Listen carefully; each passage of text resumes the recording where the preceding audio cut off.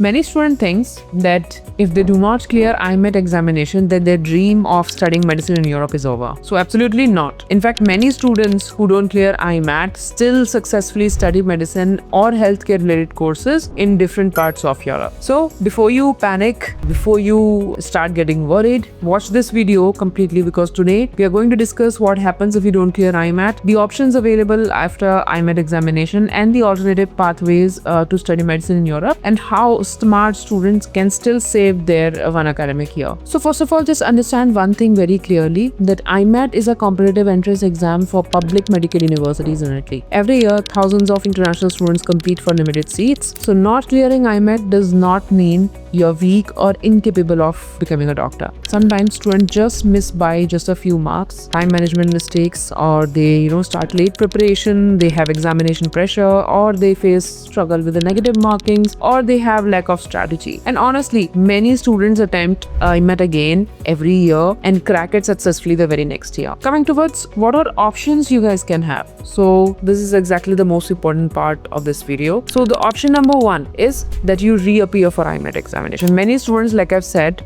take a gap year, like they just prepare for NEET examination. Similarly, they prepare for IMET examination, and they prepare properly with better strategy by giving more mock test papers, with proper time management strategies, and with better conceptual clarity. And next year, they secure admission successfully. Option number two, apply for private medical universities in Italy. Italy also has numerous private medical institutes which offers English taught curriculum or English taught MBBS program. So some of these universities, they conduct their own entrance exam instead of IMET, and this has become a very good alternative for students who wants to continue their education in Italy without losing a year. Option number three, explore other European countries. So students can also consider countries like Hungary, Romania, Bulgaria, Georgia, Poland, Latvia, Lithuania, Czech Republic, and many others for quality medical education, because some universities here in the European Union offers direct admission, or by offering different entrance examination criteria, which is comparatively easier than IMET exam. Option number four, choose allied healthcare or science related subjects. Not every student must follow only MBBS. There are many strong healthcare related